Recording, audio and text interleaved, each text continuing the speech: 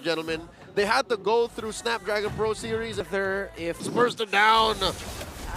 And that's something King Kong might not be able to do without the help of his teammates. And speaking of, he will be together with Brusco right here, but they're being zoned out really, really well. There's almost no way for Onic to find their way in the turtle pit, and FlapTZ will serve as a sacrifice, but that's a turtle for Falcons. Yeah, let's look back at history. Oh! No looking back, they found Brusco. Just about it. Yeah. He can just hide. Yeah, and since Falcons just always keeps Onic within sight, just being able to damage them at least once always reveals to you wherever they're headed using the diversion. So that was very unfortunate for Onic Philippines.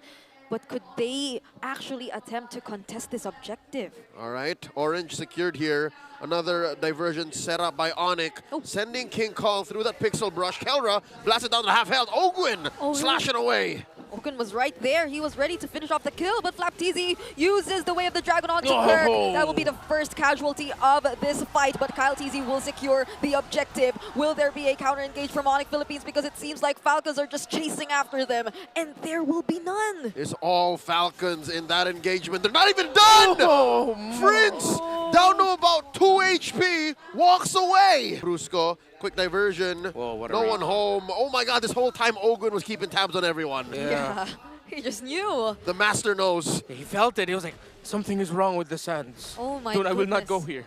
And look at where he stands. He's always right there. So whenever someone actually gets low, he's ready. Whoa! He's ready for it. But it seems like Onic Philippines are the much more ready team. They go in for the engage and start the fight, but they don't know where Kyle TZ is! Oh! And Kyle TZ steals away the objective. Also will be taking a kill with him, but it goes to Ogwen. FlapTZ on toward the backlines. Kelra might just be able to go for the trade, but he won't be able to dance away from all this. That's Super Marco on a killing spree. Where's Prince going in the middle? Taking down Few. Looking for one more. Can Kyle survive? Prince finds at least one in the exchange. Grand Theft Turtle, Kyle TZ. Too easy for a TZ. And it could be another kill. Oh, wow! PH, tremendous draft. Run and gun, except this time it's just running, but they're fighting! Oh, Few, he's way, way low. He will be the first to fall. Super Prince will be traded as well. That's 2 mid laners down. But there is the quick sand guard cancelled out by Onic Philippines. Kelra still looking for the free hits. Kyle TZ though goes in for him and takes him down just before he's about to do anything. Gets a double kill as well. And Super Marco once more unstoppable on the Granger. TZ up top with Ogwin shadowing him just in case, and that baits the diversion? No, it doesn't. And they can afford to do this. They rotate much faster. They find one! Super Marco nearly knew it, but their target was FlapTZ. They will successfully take out the XP laner for Falcons, but that's the Raging Sandstorm. They get to target Kirk, and they will be traded too. Both XP laners are gone. Just to watch out for the shrubs in the lower part of the jungle of Falcons, but Falcons are rushing this Lord. Oh no, will they be able to make it? There's the rush by Falcons, and they get a clutch Way of the Dragon onto Super Prince as well. Takes him out of the diversion and takes him out of the game as well. There's the Daytona welcome onto Super Marco, and they will be traded out. But will that be enough for the Super Fam? Because they lose 3 in the process, and they're just trying to minimize the damage. Kirk decides to go in, saving Brusco at the expense of his life. And now 4 members are down. There's still a Lord marching up top. So this is like an additional layer that Onic Philippines has to consider, the Wind of Nature for Super Marco. Oh, but wait. This could be massive. They're positioned really well. Onic waits. Oh wait, Kyle? They can sense it though. They have a... The use of the buff! All right, that's a quick response with the conceal play. Oh, they catch 2 members though, but there's the counter Raging Sandstorm. But look at the damage coming in from Kelra, and they will be bursting down FlapTZ first and foremost. They lose their XP laner right before the Lord. For the Lord take, and Falcons, they lost FlapTZ earlier. So they're making extra effort just to look for the openings, but Kirk gets bursted down just as I mentioned it. And who will be able to get hold of this objective? It's going to be King Kong at the expense of Brusco. There's Raging Sandstorm, but he doesn't have the flicker to go in anymore. King Kong being chased by 3. Super Prince and Kelra running away because King Kong can no longer survive. damage dished out by this Nolan. And they're keeping him scarce. Like, he would show up just now, but then hide again. Diversion.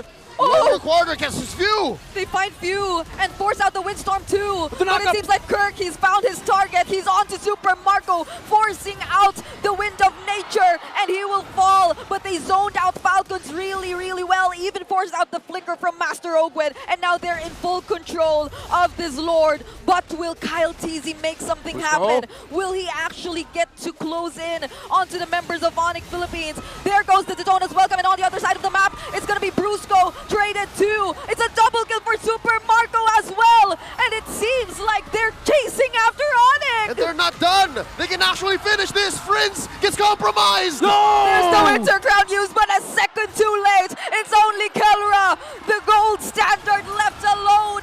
And in the battle of the world champions, Falcons shall prevail. Falcons are here. And they take the series 2-1. It's at least result going the way it did. Set up for him really well, man. Of course he's gonna excel. It's the easiest game for a Granger, even though you got a Phoveus jumping after you. You had all the burst in the world to deal with it. The Phoveus, there were moments, I don't know if you'll catch it in the highlights, but you could have sworn he wishes you could aim the Infernal Pursuit. Yeah. I think the one time I saw Kirk really gain access towards Super Marco was right before they were able to close out the game. It was him being able to force out the Wind of Nature, but even then, just Kirk alone couldn't take him out. Which is symptomatic of the whole draft for Onic, is they had no real way to catch anybody that mattered in Falcons draft. Yeah, and again, for these three games, excuse me, Falcons have, if I'm not mistaken, they've controlled a good amount of the games that we've seen. And then now, again, with run and gun as the key themes for games 2 and game number 3, Onic just couldn't catch up. Again, they were drafted into the corner. They decide to play it very safe, and they pick up a Barretts. They just thought about, let's just make sure King Kong doesn't get taken down, and if ever we have a very chunky jungler, they'll be difficult to deal with. But Falcons just ran away with it to the point where King Kong could not get to a comfortable spot for himself. Green means go, and at best, Onic was playing with an orange light. You're looking at a dive comp, if I'm not mistaken. This is as dive as you can get, right? Yeah. Trying to make sense of where in the spectrum of drafting this falls. It's not that strong even, because Kelra is also kind of compromised. He has to survive to a certain level for the rest of Falcons to fall. So that's the story of this. We'll see it in the stats exactly how much Kelra was able to put out.